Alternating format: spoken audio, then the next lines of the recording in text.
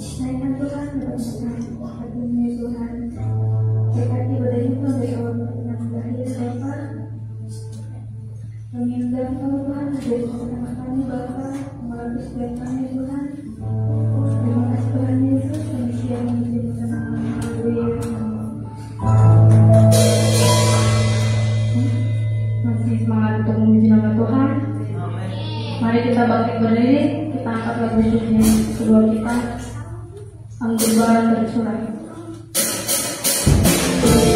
Oh,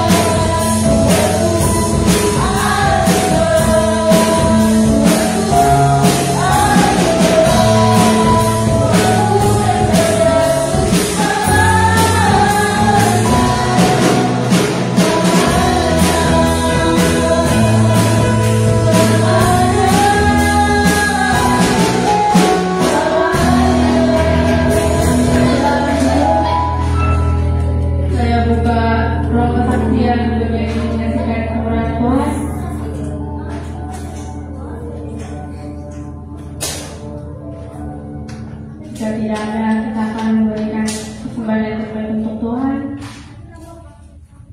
Kita angkat lagu pujian kita, anak Allah Yesus namanya.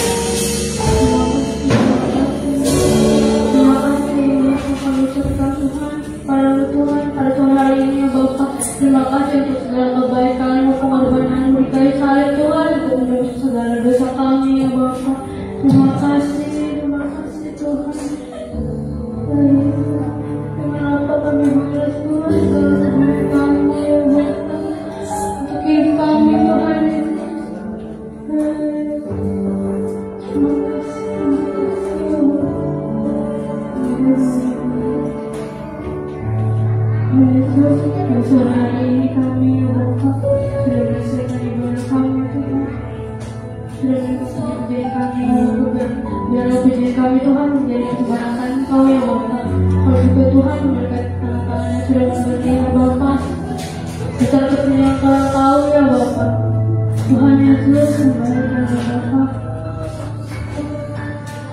Bagaimana kami hadir di rumah-Mu ya Bapak.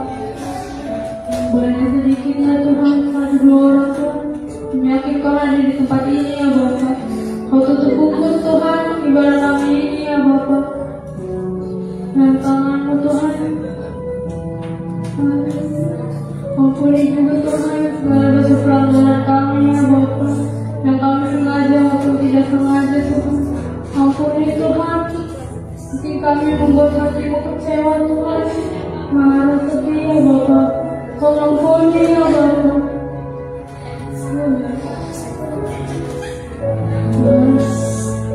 Bentar kami akan mendengarkan firman-Mu ya Bapak. Dan firman-Mu Tuhan, Kau berkati Tuhan hamba-Mu yang akan menyampaikan firman-Mu ya Bapak. Kau berkati Tuhan hidup bibir hamba-Mu ya Bapak. Kau berkati ya Bapak hamba-Mu ya Tuhan, yang akan menyampaikan kebenaran-Mu Tuhan. Kau juga Tuhan bukan setiap tinggal kami Tuhan, supaya kami bisa menerima firman-Mu ya Bapak. Jadi remeh dalam hidup kami Tuhan Yesus. Hadirin Tuhan, doa kami ya Bapak. Kami alihkan doa kami di dalam Tuhan Yesus. Haleluya. Waktu Tuhan Yesus saya serahkan kepada Tuhan.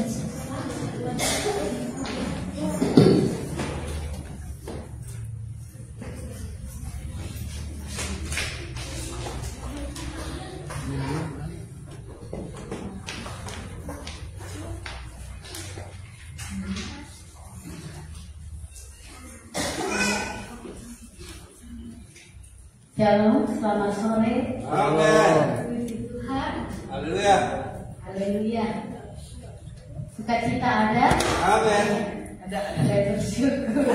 Ada ya Allah. Ada. Sukacita ada ya? Amin. Walaupun mungkin hari-hari ini apa saya aja ya. Kayaknya ada juga seperti ikan di dalam kolam yang kering, kurang airnya. Alias keboga duit, bener? Benar nggak? Katanya penjualan hari-hari ini agak slow. Suami saya bilang gini, saya maaf nggak bisa transfer.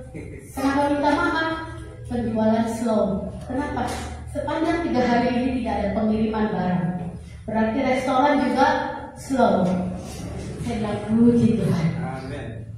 Terus, tapi tagihan-tagihan sudah selesai katanya. Sudah selesai. Cuma tinggal tagihan depan. Coba buka M-Banking kamu. Saya pikir akan ada 38 juta. Ternyata 38.000 saudara. Saya puji Tuhan, haleluya. Belum ada yang transfer. Padahal kalau di setiap hari itu yang mesti adalah uangnya. Nggak sampai 38.000. Tapi saya bersyukur kepada Tuhan. Karena di dalam kekeringan ini, di dalam ketidakmampuan ini, saya diberkati Tuhan. Umur suami saya ditambah 1 tahun lagi. Kemarin Bapak Gembala berlambang 46. Saya suka cita. Soalnya keluarganya dia keluarga mati muda. Apalagi laki-laki. 35 alut, 40 alut gitu loh. Makanya saya ngeri juga. Karena dia satu-satunya laki yang tersisa. Jadi puji Tuhan dia 46. Saya bilang aduh puji Tuhan Pak. Pasti ditambah 1 tahun lagi. Kalau nggak ditambah 1 tahun lagi kau mati, aku jadi janda kaya. Sebab aku yang akan dapat warisan karena istri sah gitu ya. Saya bersyukur kepada Tuhan. Terima kasih Tuhan buat semuanya. Hari-hari yang saya jalani bersama dengan Tuhan sungguh luar biasa. Walaupun dalam suka dan duka dalam melayani Tuhan.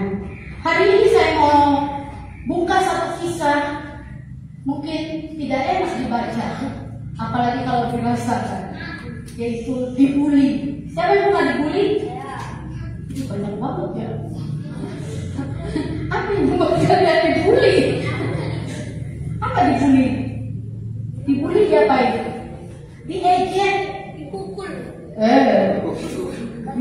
Diejek, dihina, direndahkan, diremehkan. Ada yang bilang dipandang sebelah mata, matanya satu lagi kemana? Kayak itu, kayak bajak laut, matanya di sebelah mata ya. Saya bersyukur kepada Tuhan. Ada yang dibully? Senang tidak boleh dibully dan tidak boleh membuli ya. Hari ini tapi kita akan belajar satu kisah yang membuat saya itu bergetar, saudara, kalau baca kisah ini. Yuk kita baca di dalam 2 Raja-Raja oleh 2 Raja-Raja 2 ayat 23 sampai 25. 2 Raja-Raja 2 ayat 23, 24 dan 25. Kita baca sama-sama kisah bully ini ya. Nah, ada yang kitab di Perjanjian Lama kisah dibully. 1, 2, 3. Elisa pergi dari sana ke Betel. Dan sedang ia mendaki, maka keluarlah anak-anak dari kota itu, lalu mencemoohkan dia serta berseru kepadanya, naiklah kota, naiklah kota. Ayat 24, paling senang yang ngomong botaknya. Lalu berpalinglah ia ke belakang, dan ketika ia melihat mereka, dikutuknya mereka demi nama Tuhan. Maka keluarlah 2 ekor beruang dari hutan, lalu mencabik-cabik dari mereka 42 orang anak.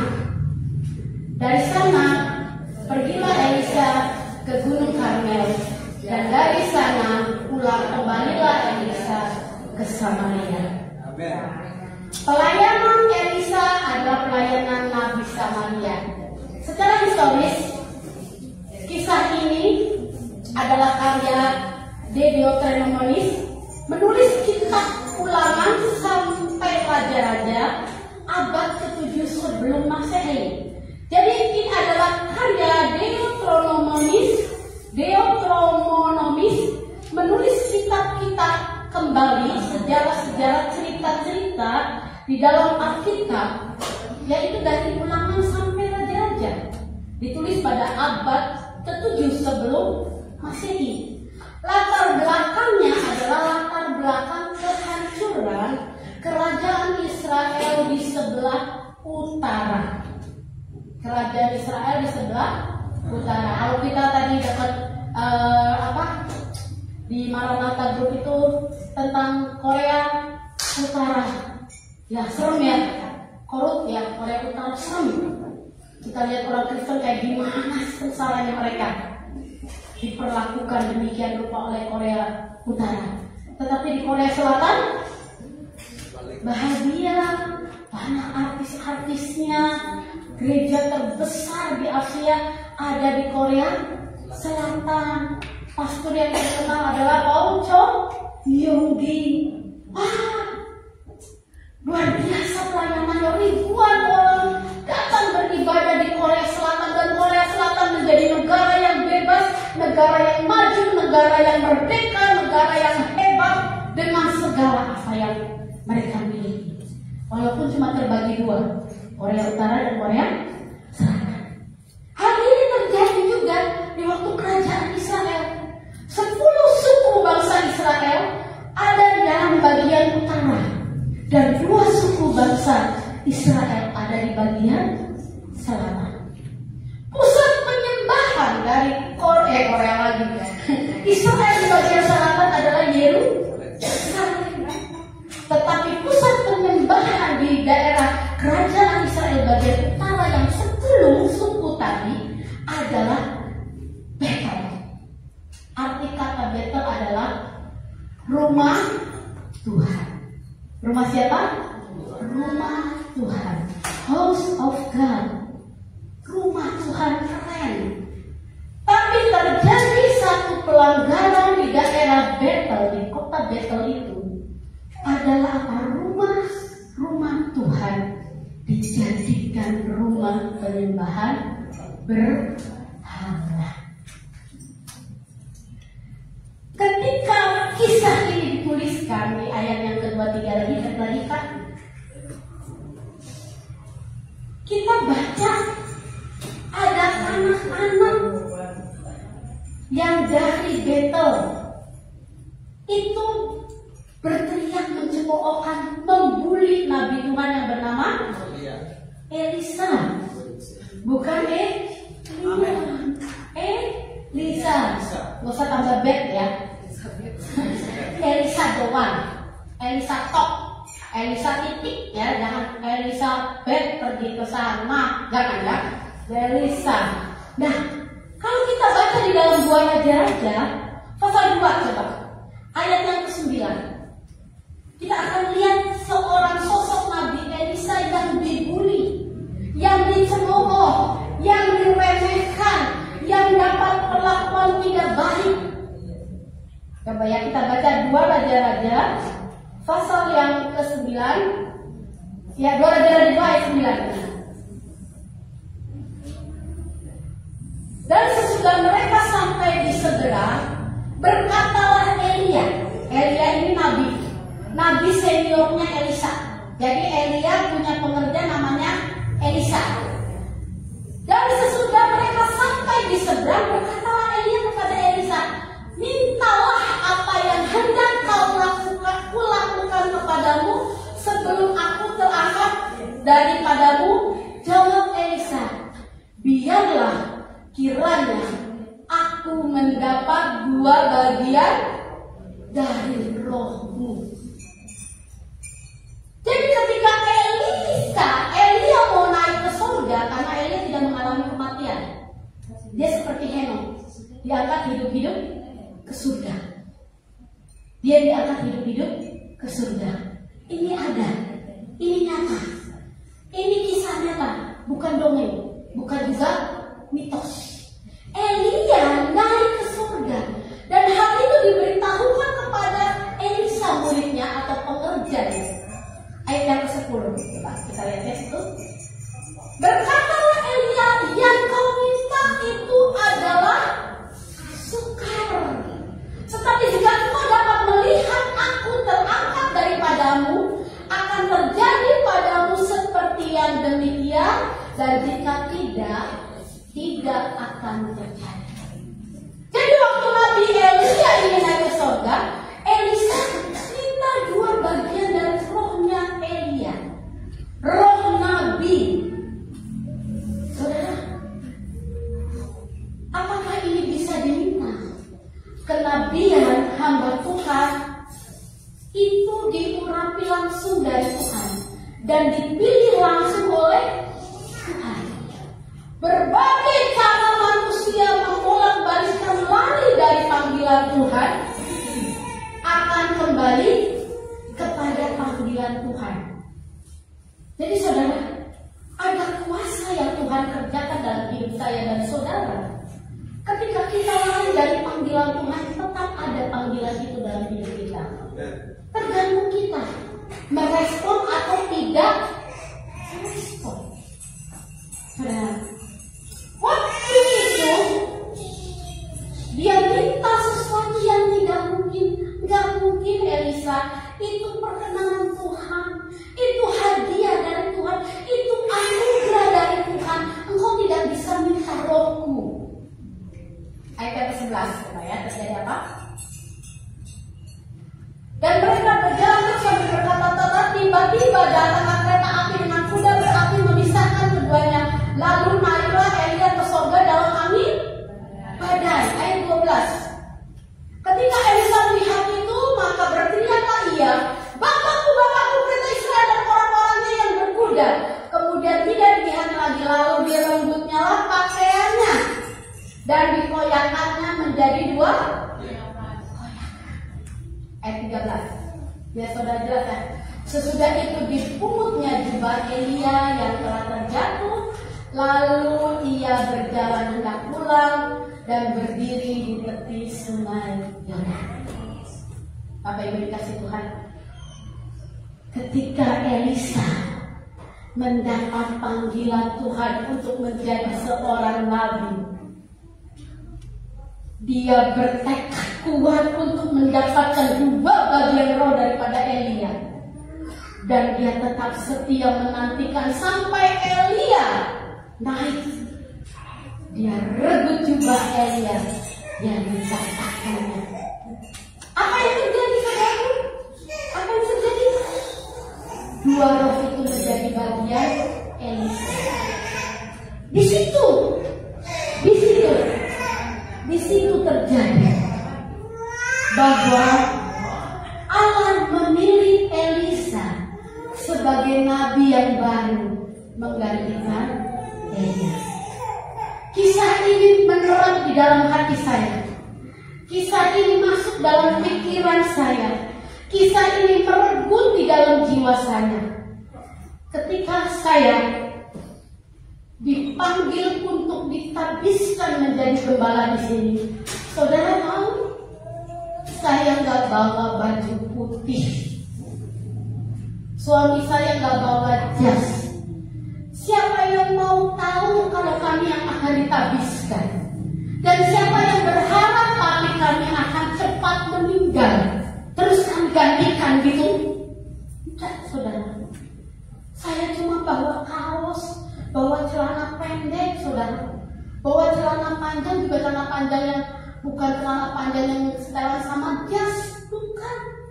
Karena kalau di GBI itu gitu ya, ada pelayanan harus yang pakai jas, pakai celana panjang. Itu saya nggak bawa. Saya nggak berharap apa-apa ketika dikabarkan orang tua kami sudah mau game over lagi, ya, sudah mau meninggal apa tadi kan.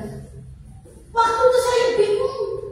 Hamba Tuhan untuk, kenapa kamu gak bawa baju putih? Kenapa Pak Erwin gak bawa jas? Rasa masih merut. Saudara mau tahu, saya pakai kaos. Memang pakaian dalam punya saya. Bukan punya mami papi saya. Pakaian dalam punya saya. Kaos hitam punya saya. Tapi kemeja yang saya pakai itu kemeja papi saya. Saudara mau tahu, rok bawahannya itu kan harus pakai bawahan, pakai sepan, biar sopan. Kalau mau dilatih jadi gembala, masa ya pakai celana kulot, masa ya pakai celana pendek, apalagi celana levis. Dan nggak mungkin lah. Itu di bapak-bapak MD udah melotot begini sama saya. Kenapa kamu nggak siapkan? Kenapa nggak kamu siapkan? Saya cari bongkar lemari kemarin, nemu bawahan hitam. Tahu nggak saudara? Saya berlutut di situ tuh, saya takut karena bawahan hitam itu tidak bisa diresleting. Karena badan saya terlalu besar, melebihi mami saya. Saudara percaya, saya begitu ingat kisah Elia dan Elisa ini, saya tahu kenapa saya harus dilantik jadi gembala. Pakai kemeja bos, itu kemeja bos saudara. Cuma saya lipat tangannya supaya gak kayak laki-laki banget. Pakai rok mami saya dan tanpa disleting. Boro-boro disleting saudara. Udah mepet di sini nih, udah disepet di sini. Boro-boro dihak. Enggak saudara. Saya lagi berlutut, saya bilang, jangan sampai celana dalam saya kelihatan. Nah jemaat sama hamba Tuhan banyak sekali. Saya bisa diomeli nanti. Saya nggak tahu itu apa maksud Tuhan.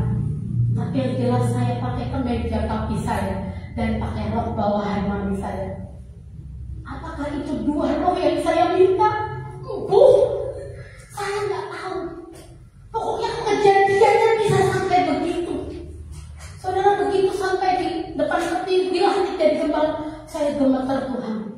Tuhan duitnya si endi Tuhan. Aduh duitnya si endi Tuhan. Saya ibu rumah tangga pikirannya soal bolak-balik Tangerang Haugris, dari sini pira, oleh pira, lah, beli mobil masalahnya. Kita mikirin bensin di sini, gak ada mobilnya, udah minjem. Tapi hari itu saya bilang, kalau Tuhan yang mengutus saya, Dia bertanggung jawab penuh atas hidup saya.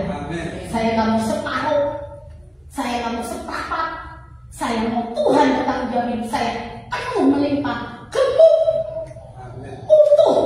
Tuhan, suami saya bilang ini, kamu aja yang jadi gembala. Kalau kita jadi gembala semua, siapa yang mau ngasih makan gembala? Gembala itu tanggung jawabnya ngasih makan domba. Kalau gembala dikasih makan domba lucu. Gembala harus cari rumput untuk kasih makan domba. Udah, kamu aja.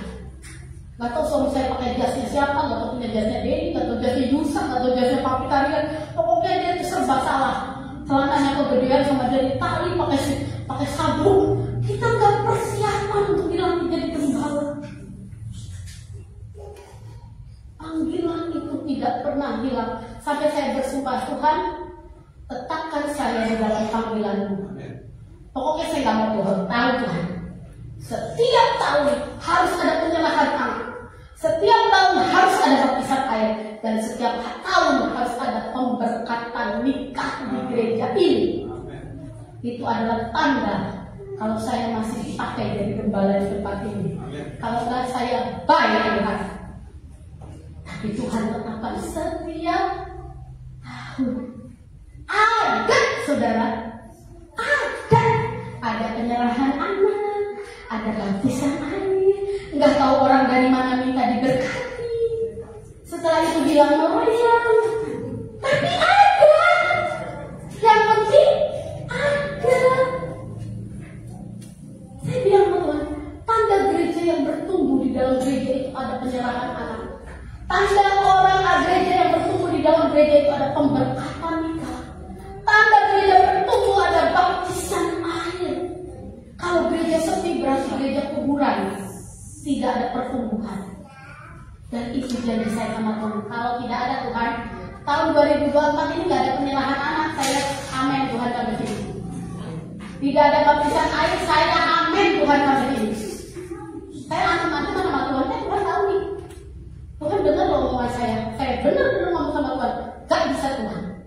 Saya gak mau kayak Esau yang menyerahkan hak kesulungan saya sebagai hamba Tuhan dengan semangkok kacang merah. Walaupun dibully, walaupun disini-sini, walaupun dipandangin, saya gak peduli. Gue gak makan dari lu. Sorry, maaf.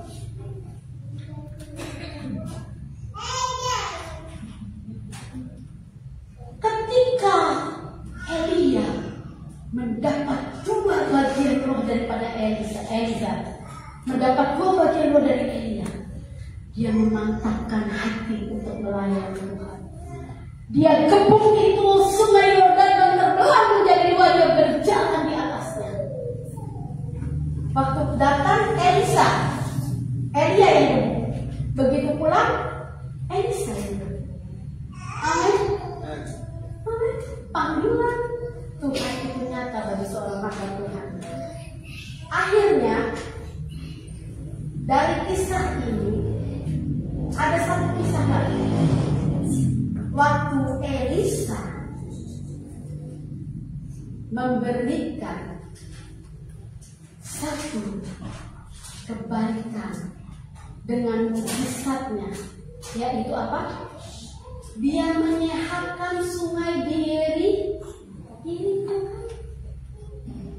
Waktu dia membelah sungai Yordan, oke, orang bilang, oh iya, benar.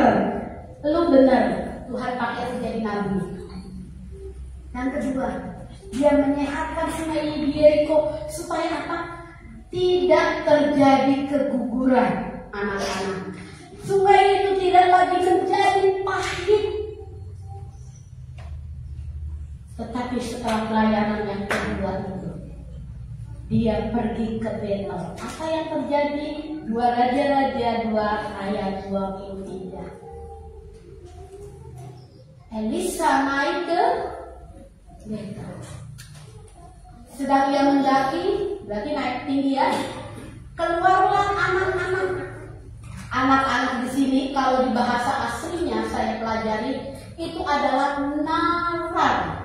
Artinya youth, anak-anak muda. Berarti anak-anak muda di usia 16, 17, 18, 19 sampai 20 ya. Jadi bukan anak-anak yang lucu kayak Ansel, kayak Juan, kayak Tania, kayak Ray, kayak anak-anak yang di depan ini Dayu dan Dika, bukan. Tapi anak-anak muda seperti Made, Aca, Florence. Anak-anak muda ini kenceng loh, dia katanya apa?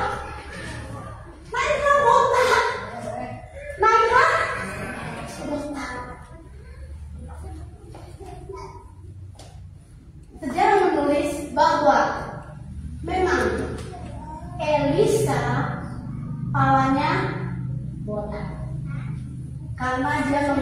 kerontokan rambut. Sejarah kedua menuliskan seorang nabi memang harus dibotakin di daerah sini. Saudara bisa lihat kalau di gereja Katolik uskup kepalanya botak, cuma ada pinggir-pinggirnya doang rambutnya. Itu bertanda dia hamba Tuhan, dia nabi. Nah, anak-anak ini atau youth atau pemuda dari kota Betel itu mencemooh dia serta berseru, naiklah botak, naiklah botak. Ayat 24 kita akan lihat. Lalu berpalinglah ia ke belakang. Elisa melihat ke belakang, dilihatnya anak itu, dilihatnya remaja-remaja itu, dan seorang hamba Tuhan mengeluarkan kata-kata kutuk.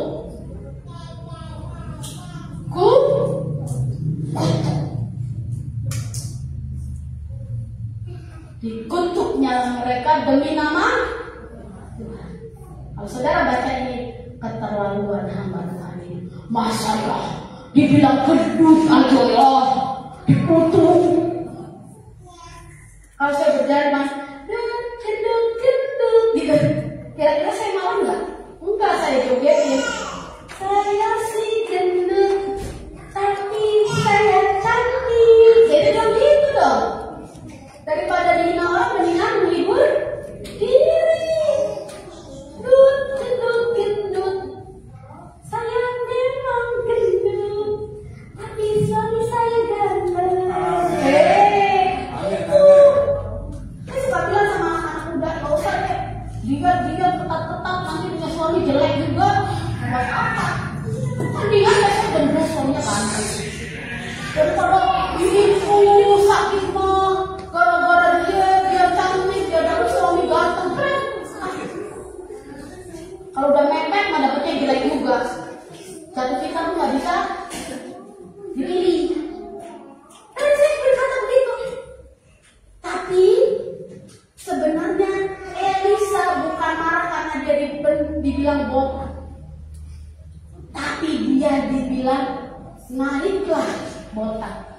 Arti kata naiklah di sini, cepat ke surga. Coba kau bisa nggak kayak Elia? Naik ke surga kamu kalau kau benar nabi. Kenabian Elisa diragukan oleh orang-orang di Betel. Betel adalah rumah Tuhan, house of God. Tapi tidak percaya ketika ada seorang nabi diutus menggantikan Elia. Elisa dibully, naik loh, bisa nggak lo naik surga? Elia bisa loh, lo bisa nggak?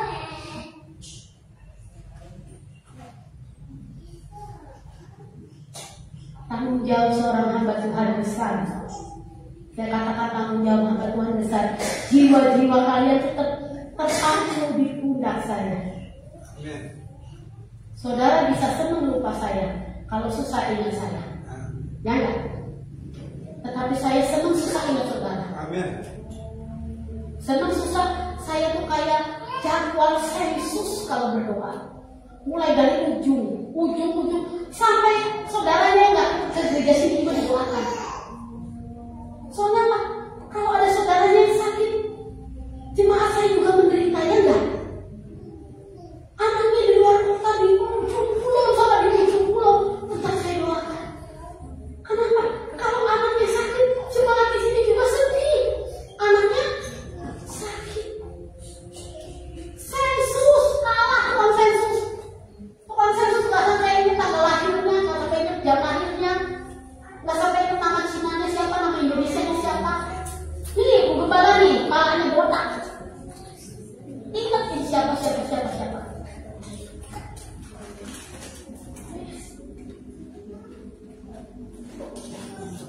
Dan apa yang terjadi ketika hamba Tuhan ini diragukan?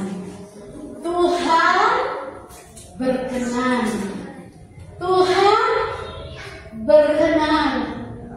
Masa dikutuk terkenan? Berkenan itu. beruang dari hutan lalu mencabik-cabik dari mereka. Ada berapa pemuda? 42 orang anak mati dicabik-cabik beruang. Sadis. Tapi lihat hukuman Tuhan bagi orang-orang yang tidak menghormati hambanya. Inilah yang terjadi. Dari sini kita bisa pelajari. Ketika Elisa membelah sungai Yordan, tidak ada yang protes.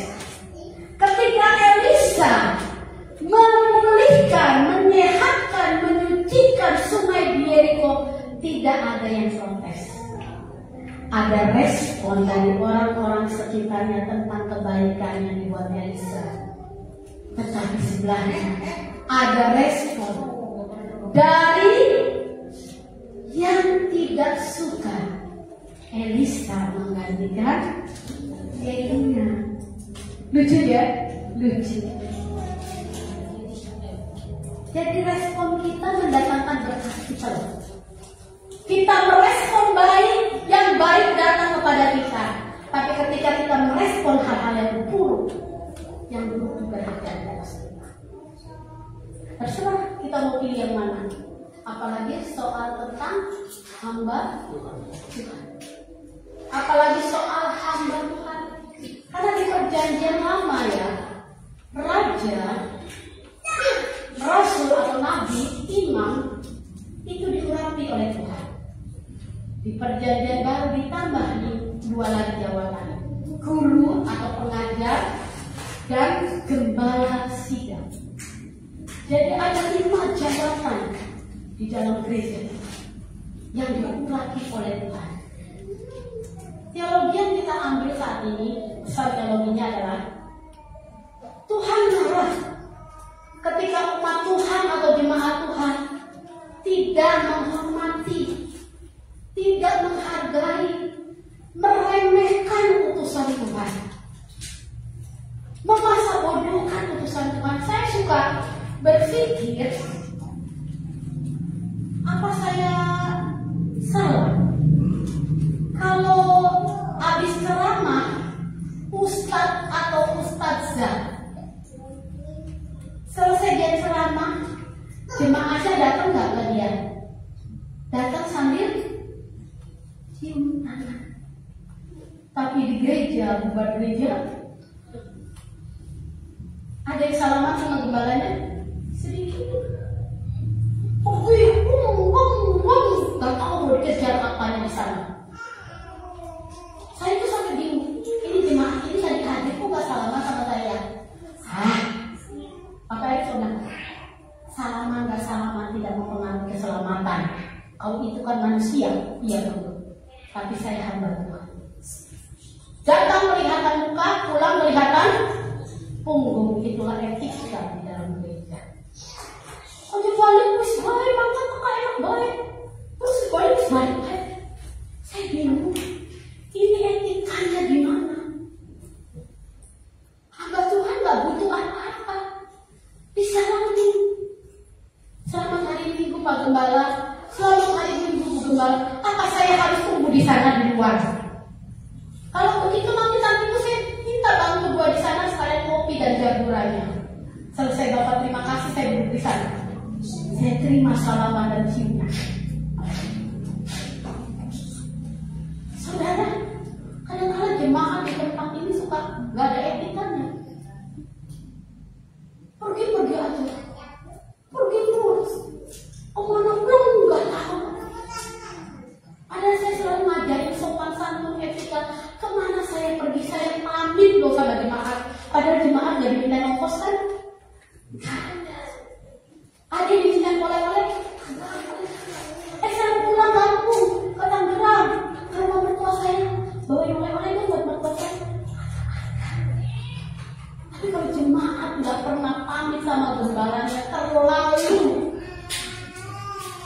Apalagi salaman aja males sama gembalanya. Kayak gembalanya jaluk dulu. Kalau dibilang tersinggung, saya tersinggung. Walaupun saya hamba Tuhan, saya manusia. Siapa lu, siapa gue? Lu jual, gue borong. Ya enggak? Lu jual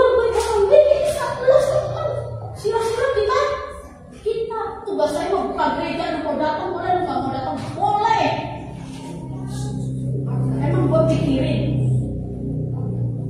Tapi tidak begitu sebagai jemaat.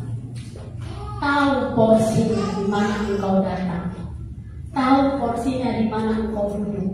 Tahu porsinya cara menghormati dan menghargai hamba Tuhan. Apalagi orang-orang yang berdiri di sini mengajar tentang kebenaran firman Tuhan.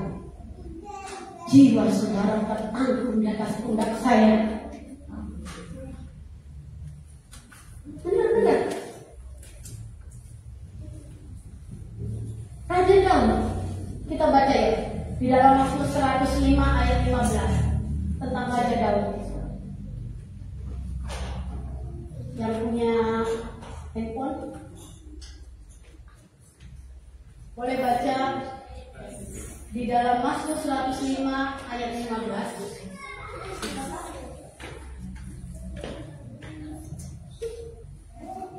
Ya, Mazmur 105 ayat 15. Mazmur 105 ayat 15. Ya. Jangan mengusik orang-orang yang kuurapi dan jangan berbuat jahat kepada nabi-nabiku. 1 Tawarikh 16 ayat 22. 1 Tawarikh 16 ayat 22.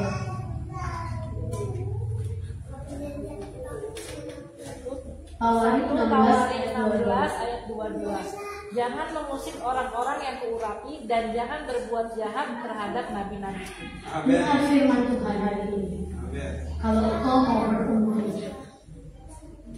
dengar jemaat Tuhan hari ini.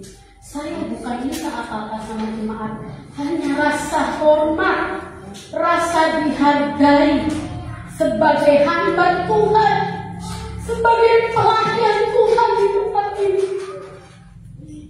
Bukan kami minta sesuatu untuk kami pakai.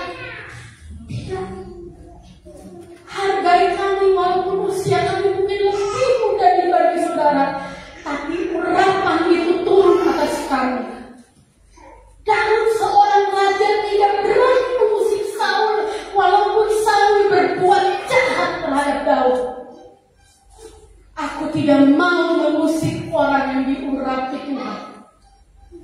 Karena apa? Ketika aku mengusik hamba Tuhan, hidupku sial. Hidupku sial. Saudara, hamba Tuhan berdiri tempat ini melayani saudara. Saudara remehkan, bahkan saudara omongkan di luar. Di sana diomongin, di sini diomongin. Kalau saya senang, terkenal saya tanpa harus masuk iklan. Saya tahu itu semua mulut-mulutnya ngomongin tentang saya.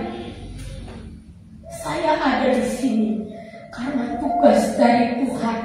Kalau bukan dari Tuhan, saya sudah mati kali ini. Perjalanan Tangerang Haugelis 7 jam 8 jam perjalanan. Ketika MRT dibangun, naik mobil butut tanpa AC. Naik pantel suaranya kenceng banget, kayak mobil tinja. Tahu saudara kalau tinja itu mobilnya begitu. Tapi saya berjuang karena saya tahu saya dipanggil Tuhan untuk melayani saudara di tempat ini. Amin, amin. Kalau saudara masih tanya kenapa Cia harus jadi gembala di sini, tanya sama Tuhan. Jangan tanya sama saya. Saya pun tidak mau. Tetapi karena Tuhan yang memutuskan. Jangan bully kami. Kami tidak minta apa-apa. Kami hanya meneruskan pelayanan orang tua kami. Kami hanya meneruskan GPD di mana Haugelis berdiri. Dan orang-orang benar ada di dalamnya. Orang-orang hebat ada di dalamnya. Orang-orang diberkati Tuhan ada di dalamnya. Bukan orang-orang yang usil dan mengusik, bahkan memusuhi, berbuat jahat terhadap kami. Kami punya hidup bebas. Kami bisa melakukan segala sesuatu bebas. Tetapi kami menyerahkan diri kami untuk melayani saudara. Saya yang paling dibully, dijelek-jelekan. Saya tidak ambil pusing saudara. Karena saya mau umur saya panjang. Saudara boleh cek kesehatan saya. sehat, saya baik. Karena apa? Saya tidak mau ambil pusing dengan keberadaan apapun yang orang lain omongkan tentang saya. Mau dimanapun itu, emang gue pikirin. Tapi saudara, semua yang dilakukan oleh jemaat Tuhan pada hal-hal yang tidak benar, membuli hamba-hamba Tuhan, itu datangnya kepada saudara sendiri. Kebencian yang saudara tabur Tuhan akan Tuhan berikan kepada saudara untuk menuainya. Saya benar-benar merasakan bagaimana saya diremehkan, saya dicemooh, saya diomongkan tidak beres oleh jemaat-jemaat Tuhan. Mungkin pun tidak ada yang di sini, yang di luar sana, tapi saya tidak pernah, saudara. Karena apa? Saya dapat tugas dari Tuhan untuk terus melayani Tuhan di tempat ini. Amin. Jangan sampai Tuhan berikan beruang besar mencabik-cabik saudara. Firman ini keras, tetapi inilah etika di dalam sebuah gereja. Ada kepemimpinan yang harus dipimpin, ada orang-orang yang harus dipimpin, ada orang-orang yang harus dihormati. Tidak seenaknya. Saudara, kalau kau menghargai orang lain, engkau pun akan dihargai. Walaupun dia masih muda, hargai, karena dia hamba Tuhan. Jangan saudara sepelekan. Saya ngomong ini dari hati ke dalam. Jangan bully kami. Kami bukan orang untuk dibully, tetapi kami orang-orang yang harus dikasihi, karena kami melayani Anda dan Tuhan. Untuk kelangsungan gereja ini, saya keras berbicara hari ini, bukan karena saya benci pada saudara, tetapi tolong, apa yang saudara buat itu akan kembali pada saudara sendiri. Saya tidak pernah tahu apa urusan saudara, dan saya tidak pernah mau tahu. Tapi yang jelas, saya mau saudara datang ke rumah Tuhan. Amin.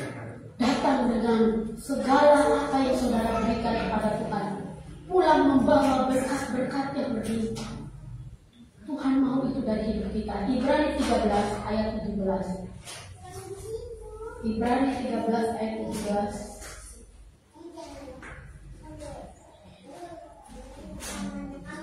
Taatilah pemimpin-pemimpinmu dan tunduklah kepada mereka, sebab mereka berjaga-jaga atas jiwamu sebagai orang-orang yang harus bertanggung jawab atasnya.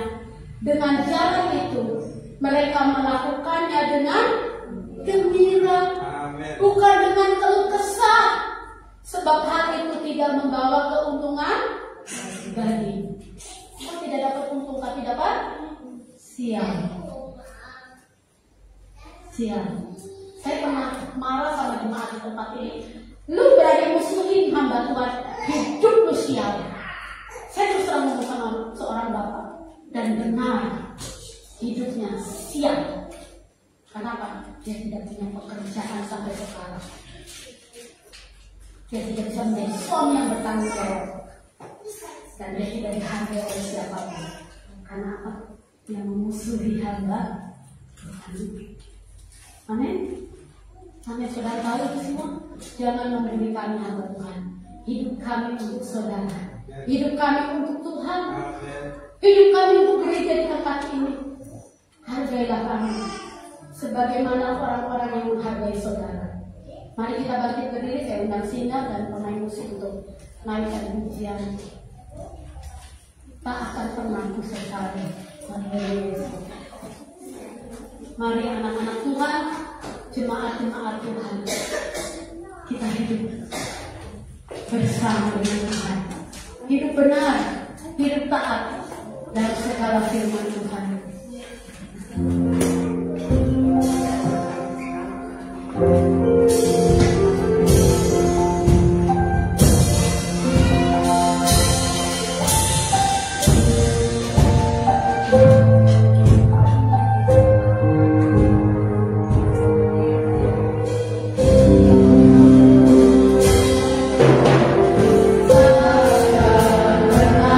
Aku sesali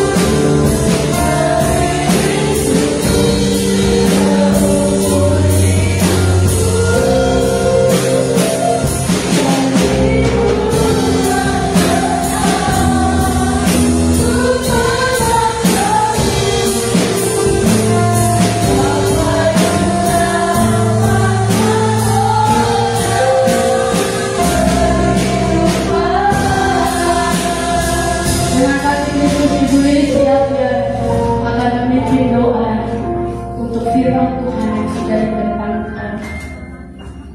Kembali kalau bersyukur adalah yang kami doakan pada dalam nama Tuhan Yesus Kristus. Terima kasih Tuhan atas waktu yang telah kami siapkan untuk memuji memuliakan Engkau ya Bapa.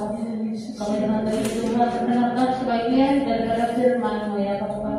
Kiranya urasi Tuhan hati dan pikir pendengaran kami ya Bapa, supaya firman-Mu Tuhan berakar dan berbuah di kehidupan kami Tuhan. Dan kami Bapa mampu melakukan sesuai dengan kehendak-Mu ya Bapa. Kami mampu Tuhan menyaksikan betapa besar kasih dan kemurahan-Mu kepada kami ya Bapa.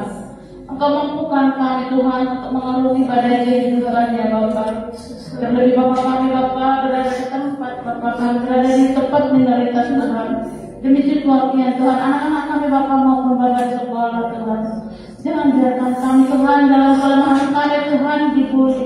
Dimanapun kami berada Bapa, dibuli dengan cara apapun Bapa, dari segi manapun Bapa. Engkau mampukan kami, Engkau berikan kami Tuhan kekuatan agar kami mampu Tuhan untuk bertahan. Dan kami Tuhan tetap selalu berharap hanya kepada-Mu Tuhan. Karena Engkau Tuhan Allah kami Bapa yang sangat luar biasa dan sanggup Bapa melakukan apapun Bapa. Jika Engkau berkehendak semua pasti jadi ya Tuhan. Tuhan Allah Bapa kami yang bertata dalam surga. Engkau Allah yang Maha tahu segala sesuatu problema hidup yang kami hadapi pribadi lepas pribadinya Bapa. Engkau Bapa yang campur tangan segala pergumulan kehidupan kami Bapa. Campur tangan Bapa di setiap problema yang kami hadapi ya Bapa. Agar kami Tuhan menemukan solusi yang terbaik ya Bapa. Jangan pernah biarkan kami Tuhan berputus asa ya Bapa. Mampukan kami Tuhan supaya kami bersepakat dengan iman kami Bapa. Kalau Engkau adalah Bapa kekuatan dan pengharapan kami ya Bapa. Engkau Bapa yang sanggup, Engkau yang sanggup Tuhan menolong kami saat kami terjadi Bapa. Engkau tidak akan pernah membiarkan kami sampai tergeletak Bapa. Kami pegang janji-Mu Tuhan. Karena Engkau Tuhan berkata Tuhan bahwa Engkau akan selalu menyertai kami Bapa.